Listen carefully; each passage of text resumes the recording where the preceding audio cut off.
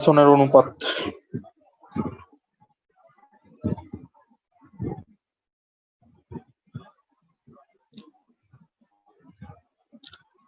লেখা দেখা যেত না।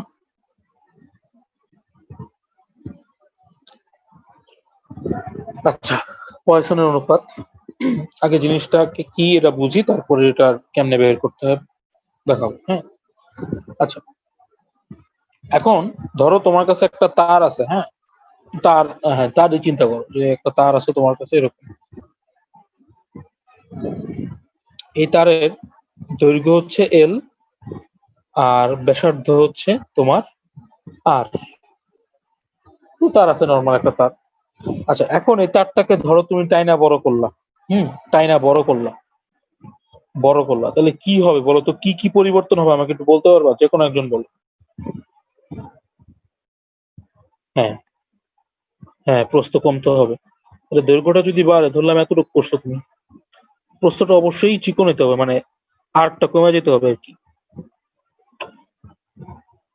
প্রস্থ না, অ্যাকচুয়ালি এটা হচ্ছে তোমার যে ব্যাসার্ধটা কমবে। আচ্ছা, হ্যাঁ প্রস্থ ছিল। তাহলে এটা ধরলাম হচ্ছে L2 লেন্থ, আর এই ব্যাসার্ধটা হচ্ছে R2। আচ্ছা, এখন এই সেম তারটা মানে যে উপরের তারটা, এটাকে যদি আমি ছোট করি, চাপ দিয়ে ছোট করি, তাহলে কি হবে বলতো? দৈর্ঘ্য যদি কমায় আনি, ব্যাসার্ধটা বাড়বে, কমন সেন্স। তাহলে ছোট করলাম, হ্যাঁ মানটা মোটা হয়ে যাবে। লেন্থ ধরলাম L3 আর ব্যাসার্ধটা ধরলাম R3। জিনিসটা তো বুঝতে পারছো যে তোমার কাছে যদি একটা তার থাকে বা কোনো কিছু থাকে, আর এটাকে যদি তুমি বড় করো, তাহলে কি হইতে হবে তোমার? বড় করলে ব্যাসার্ধ কমবে, মানে প্রস্থচ্ছেদের ক্ষেত্রফলটা কমবে। আর ছোট করলে, মানে দৈর্ঘ্য যদি কমাও, প্রস্থচ্ছেদের ক্ষেত্রফলটা বাড়বে। আচ্ছা, দ্যাট মিনস এই দুটোর ভিতরে সম্পর্ক আছে অবশ্যই। হ্যাঁ, এখন দৈর্ঘ্য বাড়াইলে কেন কমতেছে ব্যাসার্ধটা, আর দৈর্ঘ্য কমলে কেন ব্যাসার্ধটা বাড়তেছে, এটা আগে একটু বুঝে নিই, তারপর আমি পয়সনের অনুপাতে যাই। আচ্ছা, এই রিজনটা একটু দেখি। হ্যাঁ, তুমি যখন ধরো এই যে এটাকে আমি নাম দিলাম, এটা 1 নাম্বার, এটা 2 নাম্বার, এটা 3 নাম্বার, এই তিনটা জিনিসে, তিনটা তার একটা জিনিস সেম, ওটা কি বলতো? একটা ডাইমেনশন সেম, মানে একটা পরিমাপের জিনিস সেম। ওই জিনিসটা কি? হ্যাঁ, ওটা সেম আছে, ঠিক আছে। ম্যাটেরিয়াল সেম, আর কি? আয়তন। হ্যাঁ, এটা আমি শুনতে চাইছিলাম যে প্রতিটা জিনিসের আয়তন সেম। আচ্ছা, কারণ কি দেখো, আয়তন মানে কি আমরা বলতো? ভি কত লিখি? Rho equals to M by V লিখি না? তাহলে ভি হচ্ছে এম বাই রো। আয়তন হচ্ছে ভর বাই ওই উপাদানের ঘনত্ব। এখন উপাদানের ঘনত্ব কনস্ট্যান্ট, আর এম তো কনস্ট্যান্ট। কারণ কি, এই যে মানে তারটা আছে, এটাতে কি তুমি নতুন কিছু অ্যাড করছো বা কি, মানে কোনো ভর টর ঝুলাইছো? কিছু তো করো নাই, তাই না? যদি কিছু না করো, তাহলে এটার ভরটাও সেম আছে, আর ঘনত্ব তো অবশ্যই সেম আছে। দুইটা যদি সেম থাকে, অবশ্যই কি আয়তনও সেম হতো। হ্যাঁ, আচ্ছা, এখন দেখো এই তার তার কি টাইপের একটা বলতে, যে তারগুলা, এটাকে জ্যামিতিক আকারে কিভাবে প্রকাশ করা যায়? মানে জ্যামিতিক আকারে যদি আমি নাম দিতে চাই, মানে এটা কি জ্যামিতিক আকারে? কি এটা ত্রিভুজ, চতুর্ভুজ, সিলিন্ডার, কোনক?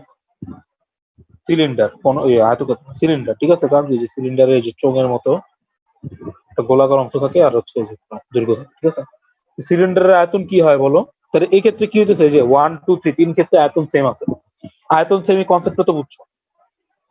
তাহলে যদি প্রতিটা আয়তন সেম থাকে, ধরো আমি 1 আর 2 নিলাম, হ্যাঁ, তাহলে V1 ইকুয়ালস টু V2, মানে আয়তন দুটোর সেম। তাহলে সিলিন্ডারের আয়তনের সূত্র কি? পাই আর স্কোয়ার এল, তাই না? তাহলে পাই, প্রথমটার জন্য আমি শুধু আর দিয়েছিলাম, তাহলে আর স্কোয়ার, আর এল হচ্ছে এল, আর V2 হচ্ছে এটার ক্ষেত্রে পাই R2 স্কোয়ার L2। দেখো পাই পাই কাটা, তাহলে আমরা লিখতে পারি না L by L2 R2 by R whole square? বুঝছো তো? L2 কে নিচে আনছি, আর এই আরটাকে নিচে নিয়ে গেছি। তো দেখো, এই যে এল এর সাথে আর নিচের দিকে, L2 এর সাথে আর উপরের দিকে, তাহলে আমি লিখতে পারি না L proportional to 1 by R square? ব্যস্তানুপাতিক না?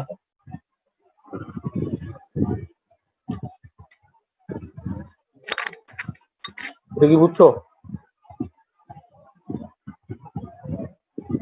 সম্পর্কটা, যে ব্যস্তানুপাতিক দৈর্ঘ্যের সাথে ব্যাসার্ধের? তাহলে দেখো, যদি তুমি দৈর্ঘ্য বাড়াও, ব্যাসার্ধ কমতে হবে, দৈর্ঘ্য যদি কমাও, ব্যাসার্ধ বাড়তে হবে। ক্লিয়ার হয়েছে জিনিসটা কেন এই ঘটনাটা ঘটতেছে?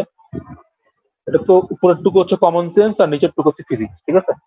তো এই জিনিসটা আমাদের ক্লিয়ার হলো যে যদি আমি দৈর্ঘ্য বাড়াই তাহলে আমার ব্যাসার্ধটা কমবে, দৈর্ঘ্য কমালে ব্যাসার্ধ কমবে। ওকে, আচ্ছা, তো এটার সাথে আমাদের অনুপাতের কি সম্পর্ক বা পয়সন অনুপাতের সম্পর্ক আছে? হ্যাঁ, তাহলে আমি আবার একটু তারটাকে সোজা নয় কি এবং লম্বা লম্বি আঁকি, তাহলে জিনিসটা ব্যাখ্যা করতে সুবিধা হবে। তো ধরলাম যে এরকম একটা সিলিং আছে বা যে কোনো একটা জায়গা থেকে একটা তার ধরো আছে ইনিশিয়ালি এরকম। হ্যাঁ, তো এটার আগের মতো দৈর্ঘ্য ধরলাম এল, ব্যাসার্ধ আর। কোনো কারণে তারটাকে তুমি বড় করছো, এরপর এটা হচ্ছে তোমার L2 হয়েছে, আর ব্যাসার্ধ যদি বড় করো কি হবে, তারটা একটু চিকন হয়ে যাবে না? হ্যাঁ, এটা হচ্ছে R2, বুঝছো না কি বলবো? এটা হচ্ছে আর, মানে এটা নর্মালি এরকম থাকা উচিত ছিল, বাট হয়েছে এত। আচ্ছা, এটা পয়সনের নাম দেখো, পয়সন হচ্ছে সায়েন্টিস্টের নাম, আর অনুপাত তো রেশিও। তাহলে অনুপাত মানে বুঝতেছো যে দুইটা জিনিসের মানে উপরে নিচে ভাগ বা এরকম কিছু একটা। হ্যাঁ, পয়সন অনুপাত আমরা লিখি সিগমা দিয়ে। হ্যাঁ, সিগমা, সিগমা ভাবে লেখে বা ভাবে লেখে। হ্যাঁ, সিগমা দিয়ে আমরা পয়সন অনুপাত লিখি। এটা হচ্ছে দুইটা জিনিসের অনুপাত, একটা হচ্ছে পার্শ্ব বিকৃতি আর একটা হচ্ছে দৈর্ঘ্য বিকৃতি। আচ্ছা, পৃষ্ঠা যায় আবার। তবে কি বললাম, সিগমা হচ্ছে তোমার দুইটা বিকৃতি, একটা হচ্ছে পার্শ্ব বিকৃতি আর একটা হচ্ছে দৈর্ঘ্য বিকৃতি। তো আমরা দৈর্ঘ্য বিকৃতি তো জানি, দৈর্ঘ্য বিকৃতি হচ্ছে যে দৈর্ঘ্যের পরিবর্তন ডিভাইডেড বাই আদি দৈর্ঘ্য। তো পার্শ্ব বিকৃতি তো আমরা দেখিনি, তাই না? আগে তো বলিনি। এই রাশিটা শুধু এই ক্ষেত্রেই আসে পয়সন অনুপাত। পার্শ্ব বিকৃতিটা কোথেকে আসলো দেখো, ওই যে তারটা ছিল আমার, তো ইনিশিয়ালি ধরলাম এই তারটা এরকম ছিল, তারপর তুমি বড় করলা, তো বড় করলে সেটা চিকন হয়ে যাবে, তাহলে বড় করলে তারটা ধরলাম যে এতটুকু বড় হয়েছে আর চিকন হয়ে গেছে। এটা ইনিশিয়াল ছিল R1 ধরলাম, আর পরে কত হয়ে গেল, R2 হয়ে গেল। তাহলে কত, এই যে পাশ দিয়ে চেঞ্জ হচ্ছে না দৈর্ঘ্যটা, এই মানে ব্যাসার্ধটা, এই যে ব্যাসার্ধের যে পরিবর্তন এটাকে আমরা বলি পার্শ্ব বিকৃতি, ঠিক আছে? ব্যাসার্ধের যে বিকৃতি হচ্ছে, আর দৈর্ঘ্য বিকৃতি বুঝি লেন্থের যে চেঞ্জ, ঠিক আছে? এটা ধরলাম L2, এটা ছিল L1। এর আগে দৈর্ঘ্য বিকৃতিটা মাপি, দৈর্ঘ্য বিকৃতি কতটুকু, এতটুকু না এল? দৈর্ঘ্য বিকৃতি হচ্ছে কত এখানে, L2 minus L1 divided by L1 না? তাহলে এটা কত, ডেল এল, বা শুধু ছোট হাতের এলও লিখতে পারো, একই জিনিস, ঠিক আছে? তুমি যেটা ইচ্ছা দিতে পারো, এটা দিতে পারো এটা। এটা তো আমরা দেখে আসছি যে বিকৃতি যখন পড়েছি। পার্শ্ব বিকৃতি কি হবে, সেম, ব্যাসার্ধের পরিবর্তন বাই আদি ব্যাসার্ধ, কত, R2 মাইনাস R1, হ্যাঁ, ডিভাইডেড বাই কত হবে, R1। এখন বলো R2 বড় না R1 বড়? এখানে এক্ষেত্রে তো R1 বড়, তো আমরা মডুলাস ইউজ করলাম, মডুলাস ইউজ করলাম যাতে যে ইয়া না থাকে, মানে নেগেটিভ ওয়ানটা না। তাহলে এটাকে আমরা ডাইরেক্ট ডেল্টা লিখতে পারি, পরিবর্তন বাই R1। এখন পার্শ্ব বিকৃতি পাই গেছি ডেল আর বাই R1, আর দৈর্ঘ্য বিকৃতি পাই গেছি ডেল এল বাই L1। হ্যাঁ, তাহলে আমরা মানটা বসাই দিই, তাহলে সিগমা কত হবে, পার্শ্ব বিকৃতি হবে উপরে ডেল আর বাই R1, আর নিচে হচ্ছে ডেল এল বাই L1। সুন্দর করে সাজায় লিখলে L1 ডেল্টা আর, R1 ডেল্টা এল, এটি হচ্ছে সিগমা, পয়সন অনুপাত, ঠিক আছে? ভাইয়া কি বললেন, পয়সন অনুপাত? হ্যাঁ, আমি লিখতেছি আবার, পয়সন মানে যে বিষ আছে না, বিষ, হ্যাঁ হ্যাঁ, যদি এটা উচ্চারণ পয়জন, বাট এই সায়েন্টিস্টের নাম পয়সন। আচ্ছা। তো পয়জন বানানে একটা এস, ওর বানানে আবার দুইটা এস, ঠিক আছে? পয়সন।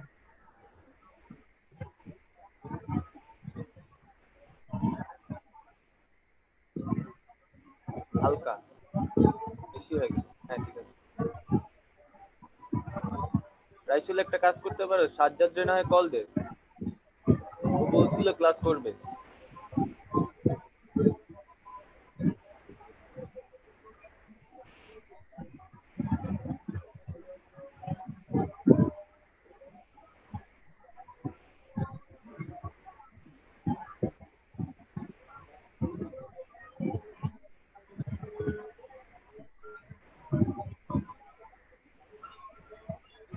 আচ্ছা, এই সিগমার কি কোনো একক আছে? না ভাইয়া। নাই, কারণ বিকৃতির একক নাই, আবার বিকৃতির অনুপাতের একক থাকবে কোথায়, তাই না? সিগমারও কিন্তু কোনো একক নাই। সিগমা হচ্ছে একটা মান আসবে, ঠিক আছে, একটা ভ্যালু। সিগমার মানের একটা রেঞ্জ আছে, তোমরা তুইলা বললো তখন আমি আগাচ্ছি। তাহলে যে সিগমা যে বলতেছে, সিগমা পয়সনের অনুপাতে একটা মান আছে, হ্যাঁ, মানে এই রেঞ্জে থাকতে হবে, এটা খুবই ইম্পর্টেন্ট একটা অবজেক্টিভ। সিগমার মান হচ্ছে -1 থেকে হাফের ভিতরে থাকে সবসময়। -1 হচ্ছে বড় হইতে হবে আর হাফের চেয়ে ছোট হইতে হবে, এর এর বাইরে মান হয় না, ঠিক আছে। রেঞ্জ মান এটা হয় না। সিগমার রেঞ্জ, এর বাইরে সিগমার মান হয় না। এটার একটা রিজন আছে, এটা দরকার নেই এখন আপাতত এটা। আচ্ছা, আরেকটা জিনিস কি হ্যাঁ উঠাইলে বলো। ভালো হতো। মানে ক্যামেরাটা আরেকটু উপরে উঠাইলে ভালো হতো, খাতাটা উপরেটা দেখা যেত। আচ্ছা, এটা দেখো, আমি হচ্ছে উঠে দিচ্ছি, বই দিতে হবে, দিচ্ছি দিচ্ছি। এটা তুলো।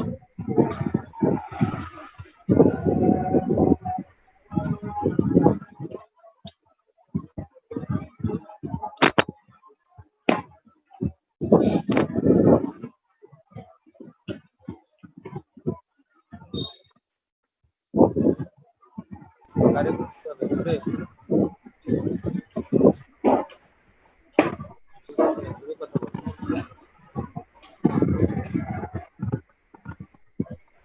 ও আচ্ছা, সাজ্জাদরে ফোন দিব, দাঁড়া আমি দিতেছি। এবার ঠিক আছে।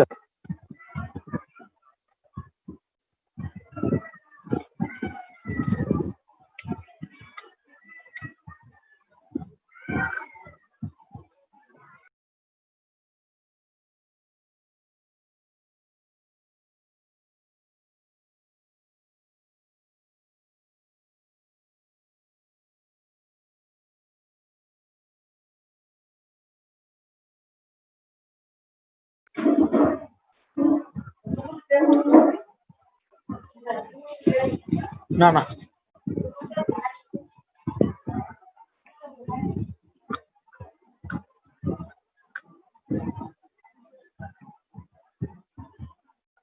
আচ্ছা তাহলে এই সিগমার তাৎপর্যটা কি বলতো? ধরো তোমাকে যদি আমি কথার কথা যে বললাম যে একটা পদার্থের বা একটা ধরো তারের সিগমা হচ্ছে 0.3, হ্যাঁ, রেঞ্জের ভিতর পড়ে, এটা মানেটা কি, এর তাৎপর্য কি?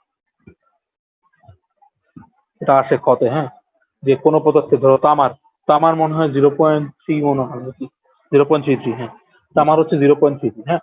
তামার তোমাকে কোশ্চেন দিল ক্ষতে যে তামার পয়সনের অনুপাত 0.33 বলতে কি বোঝায়। এটা মানে কি দেখো, এই যে এই ডেফিনেশন দেখে হয়ে যায়, দ্যাট মিনস তামার, কোন একটা তামার মানে কি বলা যায়, তামা দিয়ে সৃষ্টি কোনো বস্তুর পার্শ্ব বিকৃতি ও দৈর্ঘ্য বিকৃতির অনুপাত হতে হবে কত, 0.33, এটাই বোঝায় সিগমা। খুবই এক লাইনের অ্যান্সার, কিন্তু ডেফিনেশন জানা থাকলেই হয়। পার্শ্ব বিকৃতি আর দৈর্ঘ্য বিকৃতির অনুপাতই হচ্ছে ওটা বোঝায় সিগমা, আর কিছু লেখা না, ঠিক আছে। আচ্ছা, এখন তোমাদের একটা জিনিস পড়াই, জিনিসটা হচ্ছে, এটা সবাই তুলে রাখবা খাতায়, খাতায় তুলো বা বইয়ে তুলে রাখলে আরো বেটার, হ্যাঁ। এটা এখন এই বইয়ে নাই, আগের বই ছিল, বাট এখান থেকে প্রশ্ন আসে অনেক। তোমাদের আমি তিনটা জিনিস আগে পড়াইছি, কি কি, ওয়াই, তারপর হচ্ছে বি, আর হচ্ছে ইটা, তাই না? এই তিনটা জিনিস পড়াইছি না? এটা হচ্ছে ইয়াং, বি হচ্ছে ওই যে আয়তন গুণাঙ্ক, আর তোমার হচ্ছে ইটা হচ্ছে দৃঢ়তার গুণাঙ্ক বা কিন্তন গুণাঙ্ক। আচ্ছা, এখন আরেকটা জিনিস পড়াইলাম, সেটা কি, সিগমা, তাই না? এই চারটার ভিতরে একটা সম্পর্ক আছে, সম্পর্কের জন্য আমরা একটা মান দেখি, ওয়াই, বি, ইটা আর সিগমার ভিতরে সম্পর্কটা দেখো।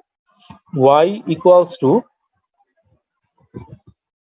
3b 1 minus 2 sigma equals to 2 eta 1 plus sigma, এটাই হচ্ছে সম্পর্ক। তুলে রাখো, ঠিক আছে, খাতা তুলে রাখো। দ্যাট মিনস তোমাকে ধর একটা পদার্থের বিটা আর গামা দিয়ে দিল, হ্যাঁ, বিটা আর সিগমা দিয়ে দিল, কিন্তু কোশ্চেনে ধরো চাইছো দৈর্ঘ্য বিকৃতি কত, হ্যাঁ, তো ওই ডাটা থেকে তুমি বের করতে পারবে না, তুমি ওয়াই লাগবে, তো ওয়াই বের করার জন্য এই সম্পর্কটা জানা থাকতে হবে। কোশ্চেন দেখা মনে, 1 minus 2 sigma equals to 2 eta 1 plus sigma।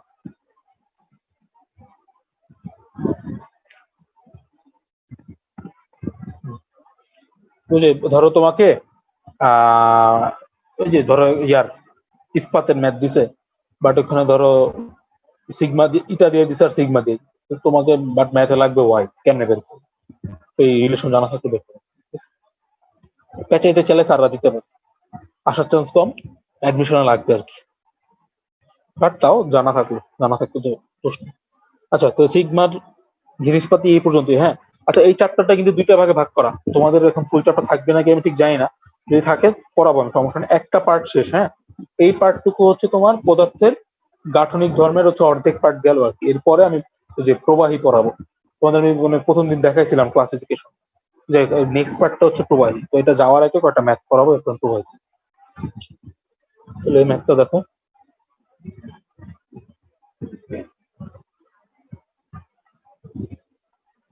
একটি তারের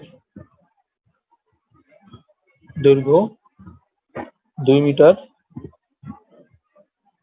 ব্যাস 5 মিলিমিটার। তারের দৈর্ঘ্য বরাবর একটি বল প্রয়োগ করায় এর ব্যাস 0.01 মিলিমিটার হ্রাস পায় এবং দৈর্ঘ্য 5% বৃদ্ধি পায়। সিগমা কত? একটা তারের দৈর্ঘ্য দেওয়া আছে 2 মিটার আর ব্যাস দেওয়া আছে 5 মিলিমিটার। তো কি করছে, তারের দৈর্ঘ্য বরাবর একটা বল প্রয়োগ করছো, এর জন্য ব্যাস এত মিলিমিটার হ্রাস পাইছে আর দৈর্ঘ্যটা বৃদ্ধি পাইছে। এর স্বাভাবিক, দৈর্ঘ্য বৃদ্ধি পেলে তো হ্রাস পাবে। তোমাকে বলছো সিগমা বের করতে।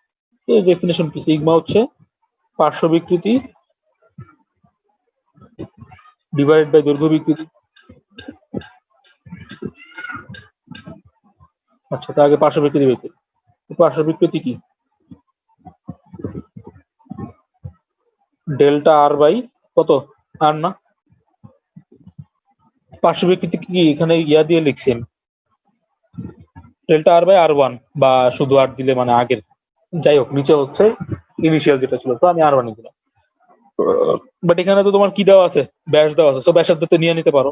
আর ওয়ান কত বলো তো? আর ওয়ান 5/2, কারণ ডি ওয়ান হচ্ছে ব্যাস দেওয়া আছে 5 মিলিমিটার, তাহলে আর ওয়ান হচ্ছে অর্ধেক 5/2 মিলিমিটার। আর দেখো ব্যাস হ্রাস পাইছে মানে কি বলতো? হ্যাঁ, কমে গেছে, তার মানে এখানে পরিবর্তনটা দেওয়া না। হ্যাঁ, এখানে তো ডাইরেক্ট পরিবর্তনটাই দেওয়া আছে। বল। আচ্ছা, তো এটা কেমনে বুঝবা দেখো, ধরো এইভাবে না বুঝে অন্যভাবে বুঝো। ধরো তোমার কাছে 10 টাকা আছে, হ্যাঁ। এখন ধরো তোমার অ্যাকাউন্টে 10 টাকা আছে, অ্যাকাউন্টে যদি তোমার থেকে কাইটা নেয়, হ্যাঁ, ধরো ইনিশিয়ালি মানে মান্থলি ধরো 2 টাকা করে কাইটা নেয়, 2 টাকা কাইটা নিলে তোমার থাকবে কত? 8 টাকা না? এখন এই প্রসেসে হ্রাস পাইছে কোনটা? 2 টাকা।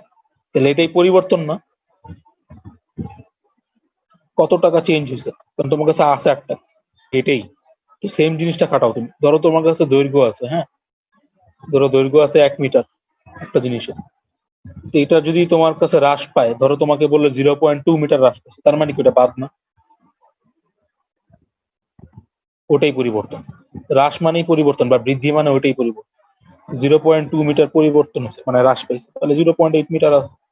সেম তোমাকে যদি আমি বলতাম যে 1 মিটার আছে দৈর্ঘ্য, তোমাকে বললো যে 0.2 মিটার বৃদ্ধি পেয়েছে, তার মানে কি ওইটাই পরিবর্তন হচ্ছে 0.2। বুঝতে পারছো? যদি হ্রাস বৃদ্ধি বলে তার মানে ওইটাই পরিবর্তন। এখানে যে ডেল্টা, তাহলে এটাই কি ডেল্টা। এখানে কিন্তু তোমাকে ডেল্টা ডি দিছে, কারণ কি ব্যাস বলছে, ডেল্টা আর বের করতে হবে। ডেল্টা আর কত হবে? Delta D by 2। বুঝতে পারছি?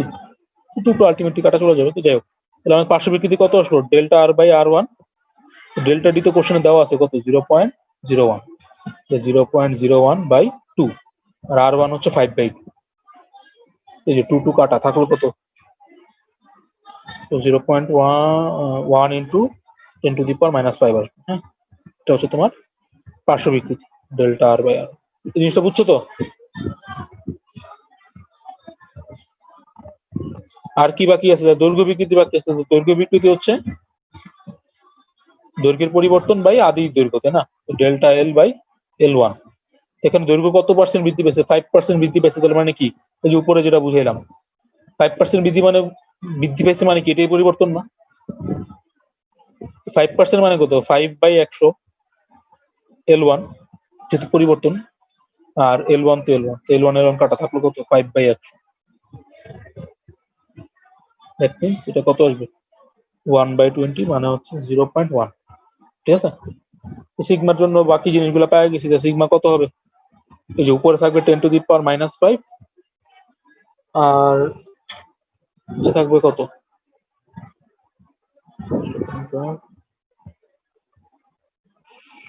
0.1। কত আসলো? 0.1 দিয়ে ভাগ করলে 10⁻⁻⁴ মনে হয়। 10⁻⁻, এটাই সিগমা। বুঝতে পারছি?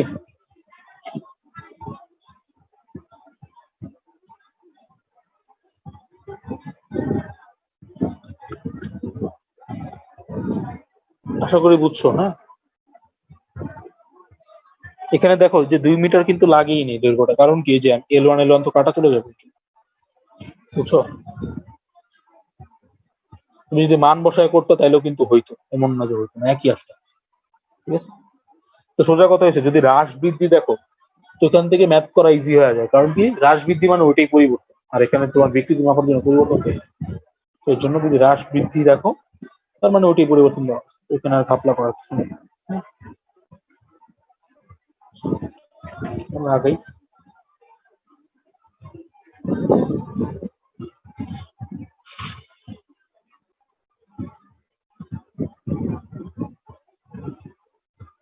এই টাইপের ম্যাথ তুমি পাওয়া হচ্ছে। আচ্ছা, গাণিতিক সমস্যাগুলো তোমরা কইরো। এ পর্যন্ত ম্যাথগুলো আমি যা কভার করছি এর ভিতরে হয়ে যাবে। তাও প্রবলেম থাকলে আমাকে বলবো। আমরা এবার এই চ্যাপ্টারের সেকেন্ড পার্ট শুরু করব। সেকেন্ড পার্টে আছে তোমার প্রবাহী।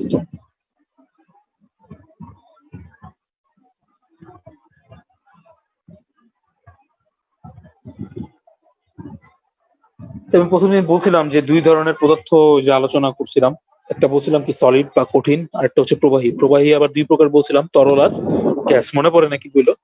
তো প্রবাহীর প্রবাহী কেন নাম দিছি প্রবাহী? কারণ এটা প্রবাহ করতে পারে। তরল আর গ্যাস হচ্ছে প্রবাহ করে, তাই না? কঠিন হচ্ছে প্রবাহ করে। আচ্ছা, তো প্রবাহীর আবার বিভিন্ন ধরনের প্রবাহ আছে। প্রবাহের অনেক ধরনের প্রকারভেদ আছে। হ্যাঁ, কোনোটা আছে সমপ্রবাহ, কোনোটা আছে অসমপ্রবাহ। যেমন দেখবা হচ্ছে যে যদি তুমি দেখো, ধরো একটা প্রবাহমান নদী, ধরো পদ্মা। হ্যাঁ, পদ্মা তো প্রবাহমান নয়, তো এটা ইচ্ছা মতো মানে যদি ঢেউ দেখো ঠিক মতো চলতেছে, যদি এটা সমপ্রবাহ না, আর্গুমেন্টের খাতিরে ধরে নিলাম সমপ্রবাহ। সমপ্রবাহটা কি? আমি যে সমপ্রবাহ সম্পর্কে বলতেছি এটা একটু বোঝা দরকার। ধরো পানি যে প্রবাহ হচ্ছে, বা ফ্লুইড, যে কোনো ফ্লুইডই চিন্তা করো, পানি না, ফ্লুইড যখন প্রবাহ হচ্ছে, প্রবাহ কে হচ্ছে? ধরো পানি বুঝলাম আমি, পানির প্রতিটা কণা প্রবাহ হচ্ছে না?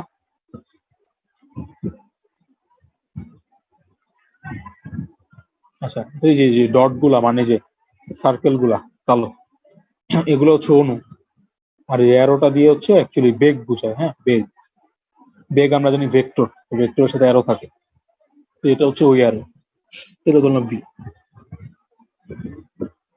এখন যদি তোমার প্রবাহের প্রবাহ অনেক ধরনের হয়, হ্যাঁ, প্রবাহর ক্লাসিফিকেশন গুলা পরে দিচ্ছি, একটু আইডিয়া দিব। প্রথমটা হচ্ছে সমপ্রবাহ। তো সম মানে কি? সমান।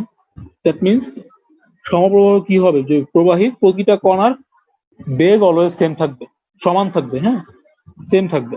তো এটা যদি ভি হয়, এটাও ভি, এটাও ভি, এটাও ভি, এটাও ভি, এটাও। বুঝতে পারছো? দ্যাট মিনস এখানে সামনে আরো যত পিছনে যত আছে কণা, প্রবাহীর প্রতিটা কণার বেগ সমান থাকবে, তাহলে এটা সমপ্রবাহ। তাহলে অসমপ্রবাহ কি হবে? এটা সোজা কথা। অসমপ্রবাহ কি হবে? প্রবাহীর প্রতিটি কণার বেগ কনস্ট্যান্ট থাকবে না, মানে সেম থাকবে না, চেঞ্জ হবে। তো অসমপ্রবাহের একটা উদাহরণ হচ্ছে খরস্রোতা নদী ধরতে পারো। খরস্রোতা নদীতে কি হয়? পানির প্রবাহটা উল্টাপাল্টা হয়, ঠিক আছে, ঠিক মতো থাকে। তো এটা হচ্ছে অসমপ্রবাহ। আশা করি বুঝতে পারতেছো, বইলো কিন্তু। সমপ্রবাহ হচ্ছে, কারণ হচ্ছে এই দুইটা যদি না বুঝো সামনেগুলো একটু প্যাচ লাগবে, হ্যাঁ, কারণ কাছাকাছি ডেফিনিশন। সমপ্রবাহ হচ্ছে মানে প্রতিটা মোমেন্টে, মানে এই ধরো এইটা যদি ইনফিনিট টাইম পর্যন্ত চলে, তাও কি হবে, প্রতিটা মানে প্রবাহের প্রতিটার মানে বেগ, কণার বেগ সেম থাকবে। বাট অসমপ্রবাহ কি হবে, সর্বক্ষণ মানে সবসময় সেম থাকবে না। কিন্তু অসমপ্রবাহের মানে সমপ্রবাহের মেইন জিনিসটা, মানে মেইন যে কিওয়ার্ডটা, ওটা আমরা বলতে পারি সব সময়। হ্যাঁ, সব সময় সেম থাকবে। আর অসমপ্রবাহে সব সময় সেম থাকবে না। হ্যাঁ, সমপ্রবাহের বেগটা সবসময় সেম থাকবে, আর অসমপ্রবাহ সেম থাকবে না, সবসময় থাকবে না। তো এরকম হইতে পারে, অসমপ্রবাহের যদি উদাহরণ দিই আমি, ধরো দুইটা পার্টিশন করলাম, হ্যাঁ, আমি ইচ্ছা মতো করলাম, তো এতটুকু ধরো সেম আছে, কণাগুলার ভি আছে। বাট এরপরে যে কি হলো, এটা ধরো 2B হয়ে গেল, এটা ধরো 3B হয়ে গেল, এটা ধরো 0.5B হবে, বুঝতে পারছো? তো ধরলাম যে এতটুকু রিজিয়ন পর্যন্ত সেম আছে, বাট এরপরে যে আবার সেম থাকলো না, তাহলে এটা হচ্ছে অসমপ্রবাহ। আর সমপ্রবাহ কি হবে, তুমি যত রিজিয়নই নাও না কেন, অঞ্চল নাও না কেন, অলওয়েজ সেম থাকবে। তো পার্থক্যটা তো বুঝছি। এর অসমপ্রবাহ কিন্তু দেখো, একটা রিজিয়ন পর্যন্ত সেম থাকতে পারে, আবার নাও থাকতে পারে। বাট থাকবে না এমন না, একটা রিজিয়ন পর্যন্ত সেম থাকতে পারে, মানে একটা পার্টিকুলার টাইম। এরপরে যে আলাদা হইতে পারে বেগ, আলাদা হয়ে যাবে, এই যে তাহলে অসমপ্রবাহ। বাট সমপ্রবাহে প্রতিটা মানে মোমেন্টে সেম থাকবে বেগ। আচ্ছা, তো এই দুইটা গেল। এরপরে গেছে স্থির প্রবাহ। এই দুইটা বুঝলে বাকিগুলো বুঝে যাবে। স্থির প্রবাহ, হ্যাঁ, এটা 3 নাম্বার। এটা গেল 1, এটা গেল 2। স্থির প্রবাহ, স্থির প্রবাহের স্থির প্রবাহটা হচ্ছে এটার সর্বত্র বেগ সমান থাকবে।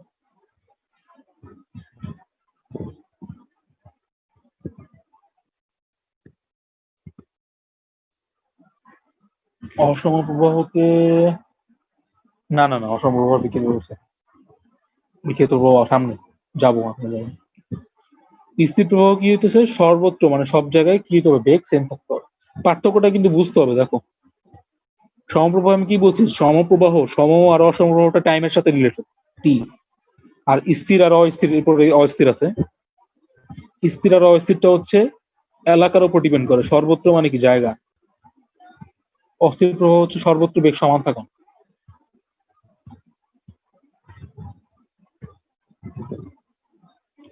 প্যাচ লাগে তো, এর জন্য আমি পড়াইতেছি এটা। তাহলে সম আর অসমতে কি ডেফিনেশন, কিওয়ার্ডটা হচ্ছে টাইম। মানে সমপ্রবাহ সবসময় সেম থাকবে, অসমত সবসময় সেম থাকবে না। স্থিরে সর্বত্র মানে সব জায়গায় সেম থাকবে, অস্থিরে সব জায়গায় সেম থাকবে। আশা করি বুঝছো। স্থির অস্থির হচ্ছে জায়গার সাথে রিলেটেড, স্থান। আর সম আর অসম হচ্ছে টাইমের সাথে রিলেটেড, এর জন্য সময়। আচ্ছা, আর বাকি দুটো আছে। একটা হচ্ছে স্ট্রিম ফ্লো, বা হচ্ছে স্রোতরেখ প্রবাহ। স্রোতরেখ প্রবাহ,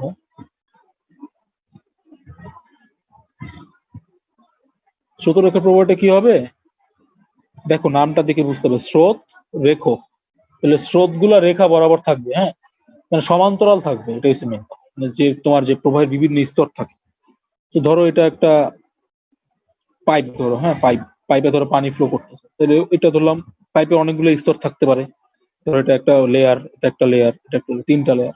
এখানে যে পানিটা ফ্লো হইতেছে, ধরো উপরের কণাগুলো এই বরাবর ফ্লো হইতেছে, প্রথম লেয়ার বরাবর। নিচের যে ফ্লো হচ্ছে এটা এই বরাবর, 2 নাম্বার লেয়ার। 3 নাম্বার লেয়ারটা এদিক বরাবর। এখানে অসংখ্য লেয়ার থাকে নর্মালি, বাস্তবে। এটা আমি উদাহরণের জন্য বলি। দেখো তো, এই যে প্রতিটা লেয়ার, একটা লেয়ার আরেকটার সাথে কি প্যারালাল না, সমান্তরাল আছে 3টা লেয়ার। যদি এরকম হয় যে প্রবাহের প্রতিটা স্তরের প্রবাহ সমান্তরাল হয় পরস্পরের, ওটা হচ্ছে স্রোতরেখার প্রবাহ। যেমন এরকম তো হইতে পারতো যে, ধরো এরকম আছে, হ্যাঁ, বেগ টেক সবই সমান আছে, ধরো এটা এদিকে যেতেছে আর এটা ধরো এদিকে যেতেছে, হইতে পারে না এরকম? প্রবাহিত ইচ্ছা মতো চলতে হয়। যদি এরকম হয়, এটা কি স্রোতরেখা হবে? এটা স্রোতরেখা না, এটা হচ্ছে স্রোতরেখা। স্রোতরেখাতে সমান্তরাল থাকতে হবে। আর যে তুমি যে বলছিলা যে বিক্ষিপ্ত, এটা হচ্ছে বিক্ষিপ্ত। স্রোতরেখার উল্টা হচ্ছে বিক্ষিপ্ত। যদি প্রবাহের স্তরগুলো সমান্তরাল থাকে তাহলে স্রোতরেখা, আর যদি সমান্তরাল না থাকে ওটা হচ্ছে বিক্ষিপ্ত।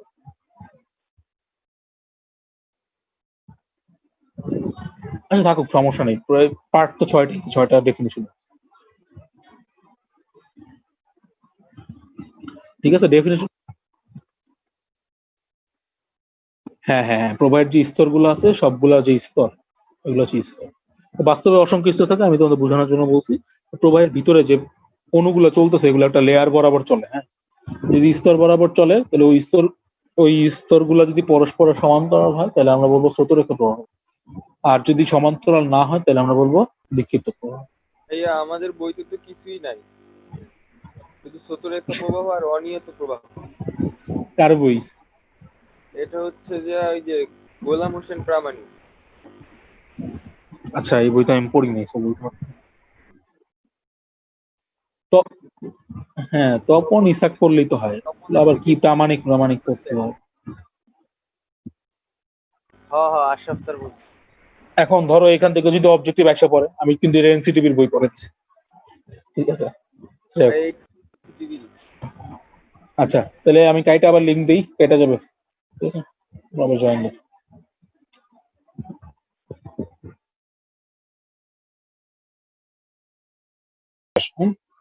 সেটার একটু বৈশিষ্ট্যগুলো পড়ে রাখতো। সতেরো একটা বৈশিষ্ট্য হচ্ছে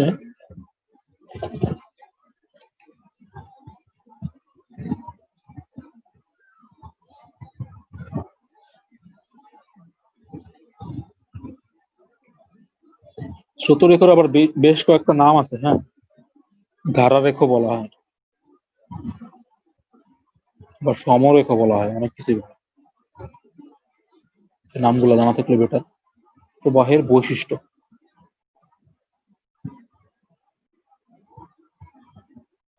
প্রথম বৈশিষ্ট্য খুব কনফিউজিং। দেখো এটা কি বলছে, এই যে প্রবাহের গতিপথ সরল রেখা বা বক্ররেখা হতে পারে।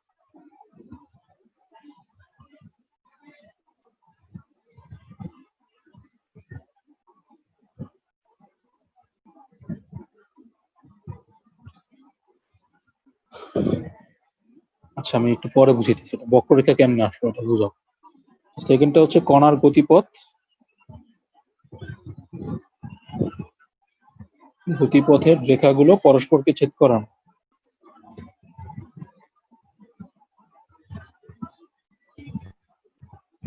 এটা তো বুঝাই যায়, কারণ কি আমি তো ফার্স্টে বলছিলাম যে কি হইতে হবে, সমান্তরাল হইতে হবে না? সমান্তরাল হলে রেখাগুলো কখনোই ছেদ করতে পারবে না, সেটা বুঝাই যায়। আর আচ্ছা একটা এই গতি এই প্রবাহের বেগ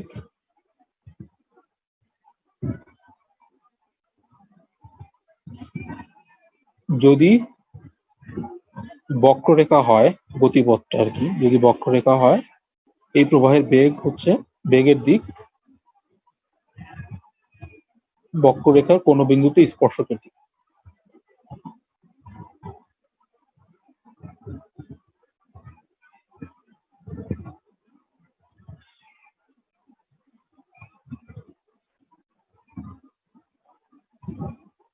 ঠিক আছে? তো প্রথমটা কি বলছি, গতি এই সমরেখ যদি এটার বৈশিষ্ট্যগুলো মনে রাখো, বিক্ষিপ্তটা এগুলোর উল্টো হবে। সো এটা ইজি। সমরেখার প্রবাহ বৈশিষ্ট্য হচ্ছে গতিপথ সরলরেখা বা বক্ররেখা হতে পারে।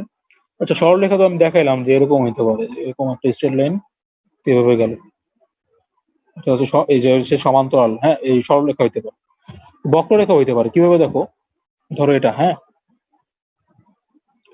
এটা তো বাঁকা বক্ররেখা, এটা যদি এরকম হয়,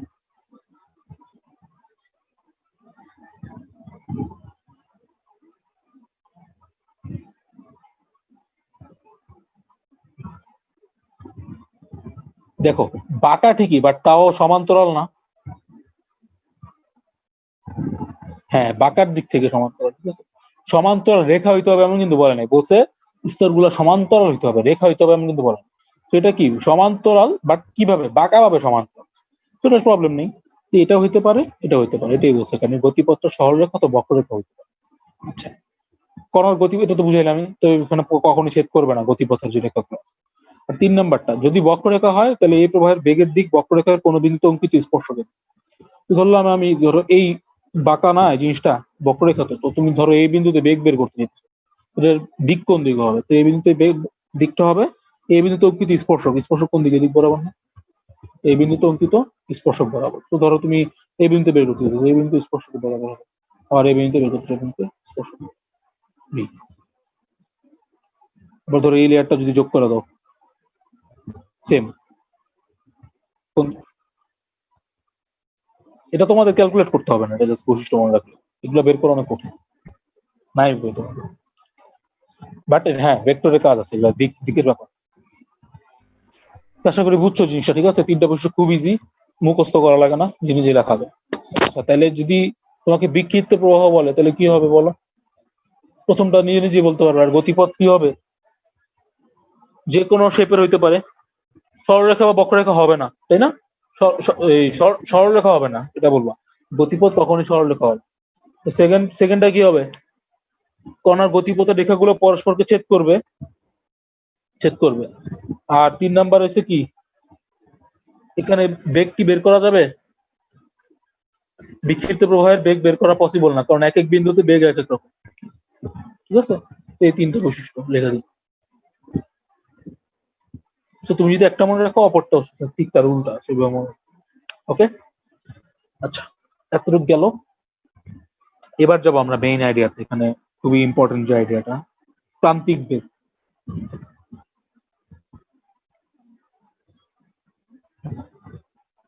প্রান্তিক বেগ, হ্যাঁ, ইংলিশ নামটা একটু দেখি, টার্মিনাল ভেলোসিটি। ভেলোসিটি মানে বেগ, আর টার্মিনাল মানে কি প্রান্ত, তাই না? তো প্রান্তিক। আচ্ছা, ধরো আচ্ছা, এই যে বৃষ্টি হয় যে, হ্যাঁ, আকাশ থেকে বৃষ্টি হইতেছে, মানে মেঘ থেকে বৃষ্টি হইতেছে। মেঘটা মানে ধরো বৃষ্টিতে আসে তোমার মাথার উপর পড়ে, বা আমরা বাইরে গেলে বৃষ্টি এনকাউন্টার করি। এখন বৃষ্টির হাইটটা, মানে বৃষ্টি কোথা থেকে পড়তেছে বলতো? অনেক উপর থেকে না? লাইক তুমি যদি ধরো কত ধরবা, 150 কিলোমিটার ধরি বা 100 কিলোমিটারই ধরি হাইটটা। যদি হাইট থেকে একটা জিনিস পড়ে, ধরো পানি পড়তেছে, ওই বৃষ্টি মানে পানির ফোঁটা, ধরলাম একটা ফোঁটার কথা চিন্তা করো, তো একটা ফোঁটার ভর ধরো অনেক কমই ধরলাম, 0.005 কেজি ধরলাম, ঠিক আছে, অনেক কম ধরছি। ধরো একটা বড় ফোঁটাই ধরলাম, তাও এর বেশি হবে না। আচ্ছা, আর হাইটটা কত ধরলাম? কথার কথা 150 কিলোমিটার ধরলাম, যে এত উঁচু থেকে পড়তেছে, মেঘটা অবশ্যই এরকম উঁচুতে আছে। তাহলে আমরা যদি এটার বেগটা বের করতে চাই, যে তোমার মাথায় এসে কত বেগে পড়বে, আমরা সূত্র কি জানি? v²= u²+2gh না? আদি বেগ 0, তো v কত আসবে? √2gh। এটা একটু ক্যালকুলেট করো তো, কত আসে আমাকে একটু বলো। যেহেতু ভরের উপর ডিপেন্ড করে না, তো ভরটা ম্যাটার করে না। যাই হোক, কত আসে দেখো, 150 × 10⁻⁴।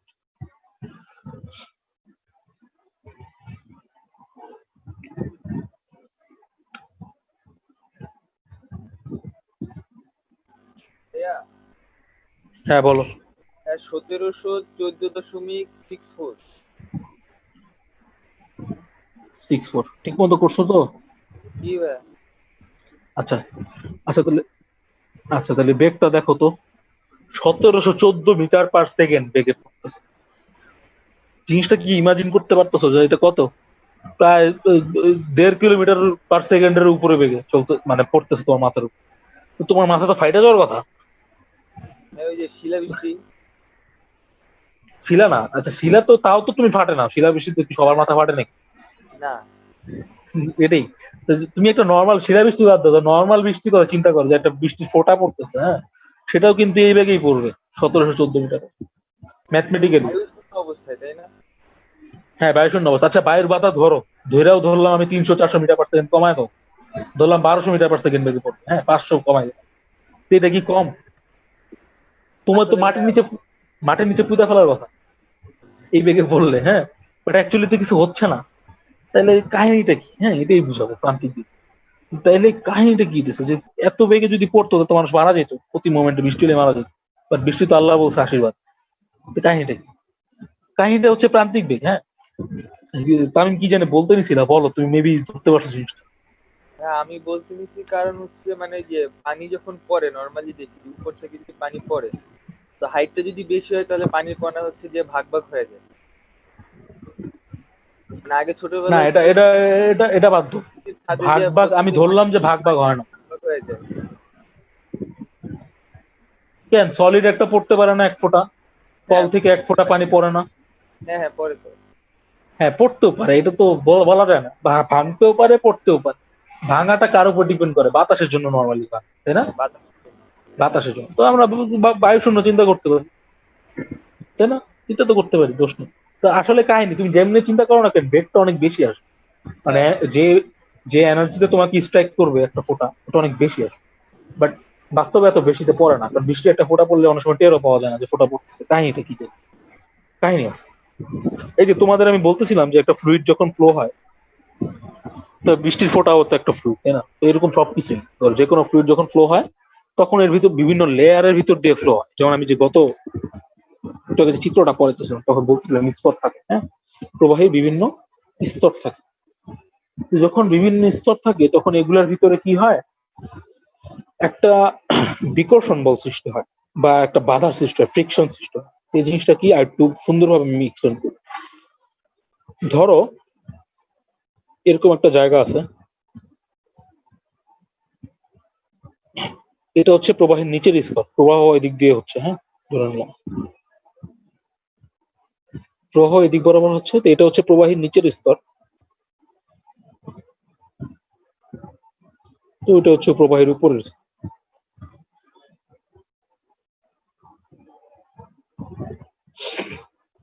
আচ্ছা, তো এখন প্রবাহের একটা ক্যারেক্টারিস্টিক বা বৈশিষ্ট্য হচ্ছে, প্রবাহীর যে লেয়ার গুলো আছে, বিভিন্ন স্তর আছে, তো এটা একটা স্তর, এটা একটা স্তর, এটা নিচের স্তর, এটা উপরের স্তর, এরকম, হ্যাঁ। স্তরগুলোর ভিতরে কি হয় জানো, ফ্রিকশন তৈরি হয়।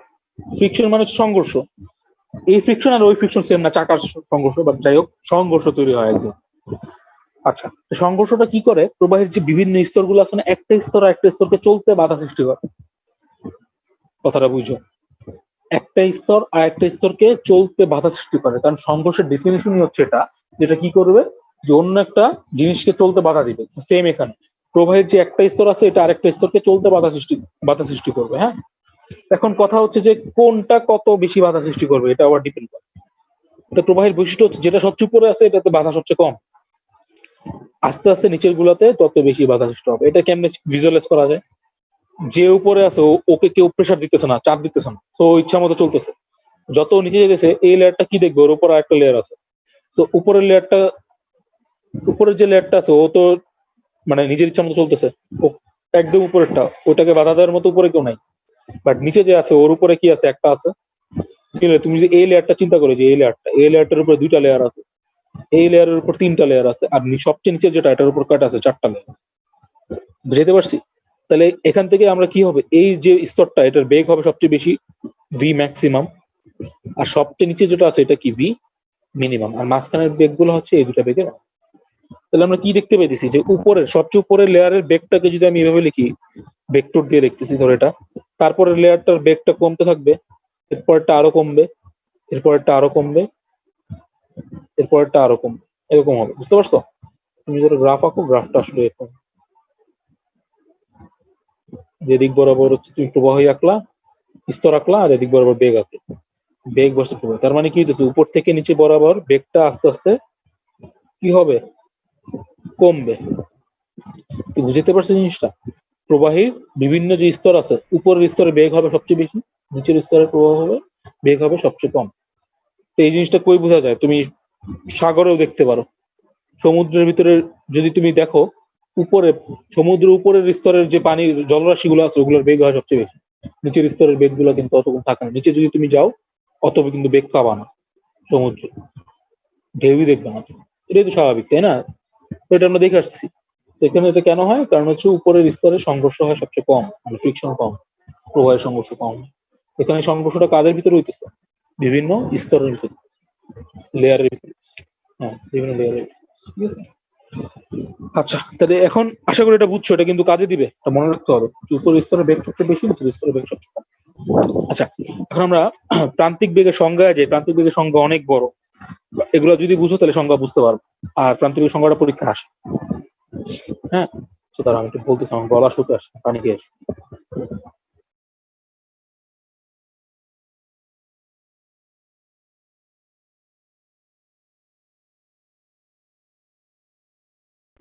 তোর কথা ভালো করে শোনা যায় না। হ্যাঁ, হ্যাঁ, আমি আলহামদুলিল্লাহ ভালোই আছি। হ্যাঁ, হ্যাঁ, এক্কেরে।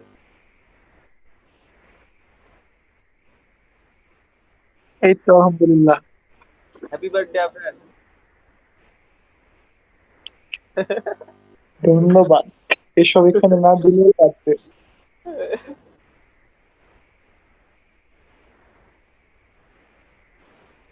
আরে সেজন্যই তো আজকে উইশ করলাম।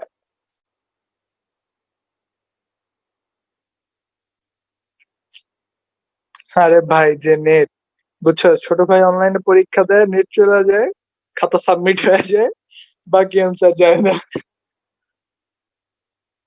আয়মান অনলাইন ক্লাস করে তো, ওই যে উদ্ভাসে ভর্তি হয়েছে,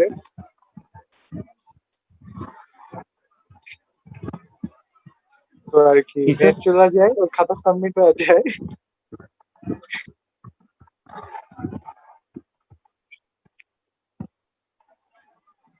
এমনি কি?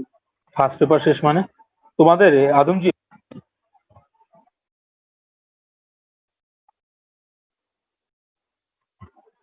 ও আচ্ছা, ভালো। এটা আচ্ছা, একটা মানে পুরাই চাপা এটা। কারণ ওই ওই 10 মিনিট 15 মিনিটের ভিডিও দেখে কিছু হয় না আসলে। মানে ভালো কিন্তু ওইভাবে হয় না। ওটা ওটা কখন কাজে দিবে? যখন তোমার একদম বেসিক কনসেপ্ট অনেক ক্লিয়ার, হ্যাঁ তখন সেটাই। 10 মিনিটের ভিডিও দিয়ে কাজে দিবে। ওটা অনেক পরের ব্যাপার। এত সোজা হইলে তো 10 মিনিটই সব শিখে ফেলতো মানুষ। পড়া লাগতো না। ওটা ঠিক আছে, ওটা তোমার যে রিভিশনের জন্য কাজে দিতে পারে। হয়তো পরীক্ষার আগে তোমার এত সময় নেই, তখন দেখে নিলাম 5 মিনিট একটা ভিডিও ইয়া হবে। তো যাই হোক, আমরা যেটা পড়া দিয়েছিলাম, আচ্ছা প্রান্তিক বেগ পড়া দিয়েছিলাম তাই না? প্রান্তিক বেগের সংজ্ঞা পড়াবো। আচ্ছা, তার একটু আগে আইডিয়া দিয়ে নি, ওই যে বৃষ্টির ফোঁটার যে কথাটা বলতেছিলাম, দ্যাট মিনস যে বৃষ্টিটা অ্যাকচুয়ালি ওই যে এত বেগে পড়ে না। তাহলে কি হয়, ওর বেগটা কমা যায়, এক সময় যায়, ঠিক আছে? তো কেন কমে ওটাই বুঝাবো। তো কোনো, আমি সংজ্ঞাটা বলি, তোমরা একটু মনোযোগ দিয়ে শোনো, শুনলেই বুঝবে। অনেক বড় তো, তাই লিখবো না। কোনো প্রবাহীর ভেতর দিয়ে পড়ার সময়, আচ্ছা যে বৃষ্টি যে পড়তেছে, এটা তো বায়ুর ভিতর দিয়ে পড়তেছে তাই না? বায়ু তো একটা প্রবাহী। যাই হোক, যে কোনো পদার্থ, যে কোনো যে কোনো প্রবাহের ভিতর দিয়ে কোনো বস্তু পড়ার সময়, মানে পড়ে যাওয়ার সময়, ওই বস্তু সংলগ্ন প্রবাহীকে সঙ্গে বয়ে নিয়ে যায়। ও এর ফলে প্রবাহের বিভিন্ন স্তরের মধ্যে একটা আপেক্ষিক গতি সৃষ্টি হয়। এগুলো খুব কমপ্লিকেটেড, ঠিক আছে? একটু বলি। ধরো বৃষ্টির ফোঁটা, অন্য কিছু চিন্তা করতে পারো, বৃষ্টির ফোঁটা চিন্তা করতে পারো। ধরো বৃষ্টির ফোঁটা, হ্যাঁ, নিচের দিকে পড়তেছে। এখানে কি বলছে, কোনো প্রবাহের ভেতর দিয়ে পড়ার সময় কোনো বস্তুর সংলগ্ন প্রবাহীকে, বস্তু সংলগ্ন প্রবাহী মানে এই যে এই বস্তুর সাথে যে প্রবাহীটা আছে, ধরো এখানে বায়ুটা, এর সঙ্গে বয়ে নিয়ে যায়। অবশ্যই ধরো তুমি যখন এই বৃষ্টি ফোঁটা পড়তেছে, তো বায়ু তো নিচের দিকেও আছে তাই না? তো বায়ুটাকে সঙ্গে করে নিচে নিচে নিচে নিয়ে যেতেছে না, ও প্রবাহীকে সঙ্গে করে নিয়ে যায়। ও এর ফলে প্রবাহের বিভিন্ন স্তরের মধ্যে কি হয়, একটা আপেক্ষিক গতি সৃষ্টি হয়। এখন দেখো কি আপেক্ষিক গতিটা মানে, যে যখন এই ফোঁটাটা পড়তেছে, ধরো এই ফোঁটাটা পড়তেছে, গোলাকার ফোঁটা পড়তেছে, এই যে বায়ু আছে, হ্যাঁ, এই ফোঁটাটা কি চাবে, এই বায়ুর সংলগ্ন যে বায়ু আছে এটাকেও সাথে নিয়ে যেতে, মানে ফোঁটাটা সংলগ্ন যে বায়ু আছে এটাকেও সাথে নিয়ে যেতে নিচের দিকে। কিন্তু দেখো এই ফোঁটার বাইরেও তো বায়ু আছে তাই না? যে এই পাশে বায়ু আছে না? তাহলে এখন চিন্তা করে, এই ফোঁটার সাথে যে বায়ুগুলো আছে ওটার বেগটা একটু বেশি হবে না? কারণ কি ফোঁটা নিচের দিকে পড়তেছে, ফোঁটারও বেগ আছে, এই ফোঁটার সাথে যে বায়ুটা আছে ওটারও বেগ আছে। তো দুইটা মিলে বেগ একটু বেশি হয়ে গেল, ধরলাম একটা ভি, বড় হাতের ভি দিলাম, হ্যাঁ। আর এই এই যে অন্য যে বায়ুগুলো আছে এটা ছোট হাতের ভি দিলাম। তো স্বাভাবিক এই যে ফোঁটার সাথে যে প্রবাহী আছে ওটার বেগটা একটু বেশি হবে, আর ওগুলার বাইরে যে প্রবাহী আছে ওটার বেগটা একটু কম হবে, মানে প্রবাহের কণাগুলো, বুঝছো তো? তাহলে এই যে দেখো বেগের একটা পার্থক্য সৃষ্টি হচ্ছে না? এই পার্থক্যটাই আপেক্ষিক বেগ বলে, মানে একটার সাপেক্ষে আরেকটা বেগের কম বেশি। ক্লিয়ার হচ্ছে এতটুকু? বিভিন্ন যে লেয়ার আছে বা বিভিন্ন স্তর আছে, এগুলোর ভিতরে কি হচ্ছে, তা আপেক্ষিক বেগের বা আপেক্ষিক গতি সৃষ্টি হচ্ছে। আচ্ছা, এই আপেক্ষিক গতি সান্দ্র বল দ্বারা বাধাপ্রাপ্ত হয়। আচ্ছা, সান্দ্র বল আবার কি, এটা একটু পরে বলবো না। যাই হোক, তো সোজা কথা হচ্ছে যে যে বিভিন্ন ধরনের বেগ সৃষ্টি হতেছে, এর ফলে কি হতেছে, যে এই যে যেটা পড়তেছে নিচে, ওইটা কি হইতেছে, ওর গতিটা বাধাপ্রাপ্ত হচ্ছে। ওকে, যে বলের জন্য বাধাপ্রাপ্ত হইতেছে ওটাকে আমরা সান্দ্র বল বলি। সেটা পরে বুঝাবো। আচ্ছা, এই বিপরীত বল বস্তুটির গতিবেগের সঙ্গে বৃদ্ধি পায় ও বস্তুটি ছোট হলে শীঘ্রই গতি সৃষ্টিকারী বলের সমান হয়। আচ্ছা, এখন এখানে কি বলতেছে, যে যখন এই জিনিসটা পড়তেছে নিচের দিকে, এতটুকু তো ক্লিয়ার, আশা করি। এতটুকু না বুঝলে বইলো, আমি আবার বুঝাই দেবো। আচ্ছা, যখন এটা নিচের দিকে পড়তেছে, তো এই যে সংলগ্ন প্রবাহীকে নিচের দিকে টেনে নিয়ে যেতেছে, তাহলে এই প্রবাহীটা কি করতেছে, ওর উপরে একটা অপোজিট ফোর্স দিতেছে। প্রবাহের কি আছে, একটা প্রতিক্রিয়া বল আছে না, উপরের দিকে একটা ফোর্স দিতেছে, এটাকে বলা হয় এফ এস নাম দিলাম, হ্যাঁ, সান্দ্র বল। তো এখন প্রবাহীটা তো নিচে একটা ফোর্সে পড়তেছে, কারণ ওর একটা বেগ আছে বা কোনো একটা কাজ আছে। একটা পর্যায়ে যে কি হবে, ধর এই যে এটাকে নাম দিলাম, একটা পর্যায়ে যে কি হবে, এই দুইটা ফোর্সের ব্যালেন্স আউট হয়ে যাবে। এই যে এই দুইটা ফোর্স কি হবে, ব্যালেন্স হয়ে যাবে, that means F R F S এই দুটো সমান হয়ে যাবে। তাহলে বস্তু দুইটা যদি ফোর্স সমান হয়ে যায়, তাহলে নেট ফোর্স কত হবে বলতো? শূন্য না, তাহলে নেট ফোর্স কত? জিরো। নেট ফোর্স মানে টোটাল বল যদি জিরো হয়, তাহলে এটা কি ত্বরণ হবে? আর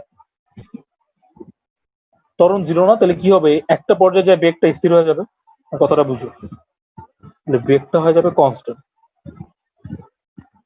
বুঝছো? হ্যাঁ, তাহলে এটা আমি আরেকবার বলি। ধরো ওই যে তোমার বৃষ্টির ফোঁটাতে আবার ব্যাক, তো বৃষ্টির ফোঁটা ইনিশিয়ালি ধরো অনেক বেগে পড়তেছে, কথার কথা যে ধরো মানে পড়া শুরু করলো, হ্যাঁ, পড়তে পড়তে যে ধরো একটা পর্যায়ে যে ওর কি হবে, ওই যে নিচের দিকে একটা ফোর্স আছে আর উপরের দিকে একটা ফোর্স আছে, দুটা ব্যালেন্স আউট হয়ে গেল, তাই সে কি হইতেছে, ও কনস্ট্যান্ট হয়ে যেতেছে। কারণ কি, আমরা কি জানি ভি স্কোয়ার কত? 2gh এই ক্ষেত্রে, তাহলে ভি কত হবে? √2gh। তাহলে এখানে যদি হাইটটা তো প্রথমে ফুল নিছিলাম, ওই যে 1500 কিলোমিটার বা যাই হোক, হাইটটা যদি কমায় আনো তাহলে বেগটা কমে যাবে না? হাইটটা যদি ধরো এতটুকু হয়ে যায়, তাহলে বেগটা কি অনেক কমে যাবে না? এই কাজটাই হয় যে বৃষ্টি ফোঁটা যখন পড়ে বা কোনো প্রবাহের ভিতরে যখন কোনো বস্তু পড়ে, তখন কি হয়, প্রথমে বেগ বাড়তে থাকে, বাড়তে বাড়তে একটা পর্যায়ে যে কি হয়, জিনিসটা কনস্ট্যান্ট হয়ে যায়, এরপরে আর বেগ বাড়তে থাকে না। ধরলাম যে এখান থেকে বাড়তেছে, বেগটা কম ছিল বাড়তেছে, হ্যাঁ, এখানে আসলো, আসার পরে আর কি হলো, ফোর্স দুটা ব্যালেন্স আউট হয়ে গেল, তারপরে যে সমবেগে পড়তেছে, আর বেগ বাড়তে পারতেছে না। এই যে কনস্ট্যান্ট হয়ে গেল বেগ, এই বেগটাকে আমরা বলি প্রান্ত বেগ। বিপরীত দিকে যে ফোর্সটা বললাম ওটাকে বলা সান্দ্র বল, ওটা পরে আবার বুঝলাম। আশা করি বুঝছো প্রান্ত বেগ। প্রান্ত বেগে যদি তুমি বাংলা কথায় বলি যে প্রবাহের ভিতর দিয়ে কোনো পদার্থ পড়তে পড়তে মানে পড়ার সময় ওর বেগ ক্রমশ বাড়তে থাকে, কিন্তু বাড়তে বাড়তে একটা পর্যায়ে যায় ওর বেগটা কনস্ট্যান্ট হয়ে যায়। ওই যে কনস্ট্যান্ট হয়ে যায় বেগটা, ওটাকে আমরা বলি প্রান্ত বেগ। নর্মালি বেগ বাড়ার কথা, তাই না, ফিজিক্স তাই বলে, বাট অ্যাকচুয়ালি বিপরীত দিকে একটা ফোর্স আছে সান্দ্র বল, এর জন্য বেগটা আর বাড়তে পারে না, একটা পর্যায়ে যায় নেট ফোর্স জিরো হয়ে যায়। তো ওই যে বস্তুটা পড়তেছে ওটার বেগটা কনস্ট্যান্ট হয়ে যায়, আর এই কনস্ট্যান্ট বেগটাকে আমরা বলি প্রান্ত বেগ। দ্যাট মিনস আমি যদি প্রান্ত বেগের একটা আঁকি, গ্রাফ আঁকি, তাহলে গ্রাফটা হবে এরকম, টাইমের সাথে বস্তুটার বেগ কি হবে, আস্তে আস্তে বাড়বে, বাড়তে বাড়তে যে কনস্ট্যান্ট হয়ে যাবে, বুঝতে পারছো? এটাই হচ্ছে তোমার ওই যে ভিটি দিয়ে লেখে টার্মিনাল ভেলোসিটি, এটা হচ্ছে প্রান্ত বেগ, এই যে বেগটা স্থির হয়ে যাবে। নর্মালি কি হয়ে যাওয়ার কথা, বেগটা বাড়তে থাকার কথা, তাই না? কারণ আমাদের সূত্র কি, V square equals to 2gh না, তাহলে যে বেগ তো বাড়তে থাকার কথা। বাট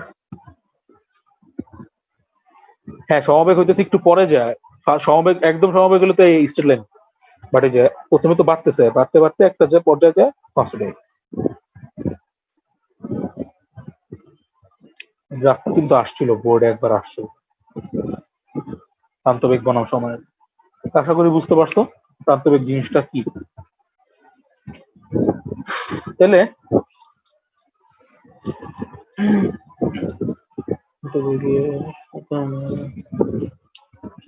সান্দ্রতা বলতেছিলাম, তোমাদের একটা জিনিস বলতেছিলাম, যে সান্দ্র বল বলতেছিলাম, তো সান্দ্র জিনিসটা কি?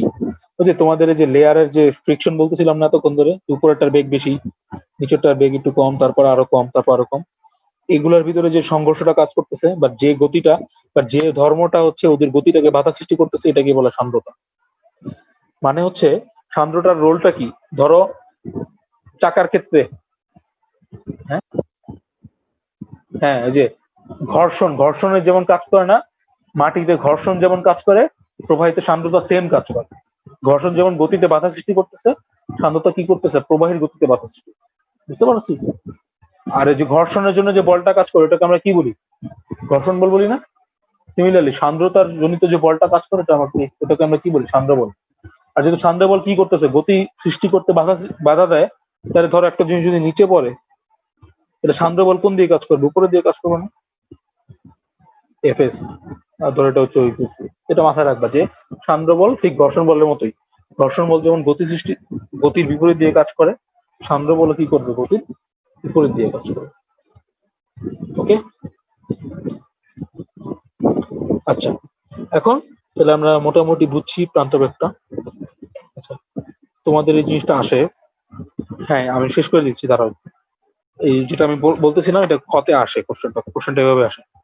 পতনশীল বৃষ্টির ফোঁটা পতনের সময় এর বেগ ও বৃদ্ধি পাওয়ার কথা, কিন্তু প্রকৃতপক্ষে তা হয় না কেন? তো অ্যান্সারটা শোনো। বৃষ্টির ফোঁটা বায়ুমণ্ডলের ভিতর দিয়ে পতনের সময় অভিকর্ষের কারণে এর বেগ বৃদ্ধি পেতে থাকে, V square equal to G H অনুসারে, এবং সান্দ্রতার কারণে এর উপর বায়ুমণ্ডলীয় বাধাদানকারী বল বৃদ্ধি পায়, যে বিপরীত দিকে একটা ফোর্স তৈরি হয়, সান্দ্র বল। এক সময় ফোঁটাটি নির্তরণ শূন্য হয়ে যায়, যে বলতেছিলাম এফ আর এফ এর সমান হয়ে যায়। এর ফলে ফোঁটাটি তখন ধ্রুব বেগে পড়তে থাকে, এই বেগই অন্তবেগ। সুতরাং অন্তবেগ প্রাপ্তির কারণে অবাধে পতনশীল বৃষ্টির ফোঁটা উচ্চ বেগ প্রাপ্ত হয়। বুঝতে পারছি? এটা কিন্তু খালি বৃষ্টি, আমি মিক্স পড়াই, তপন থেকে কিছু পড়াই, ইসাক থেকে কিছু।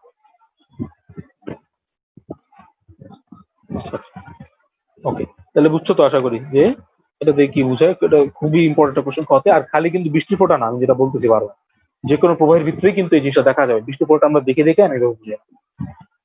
ওকে, এই জিনিসগুলো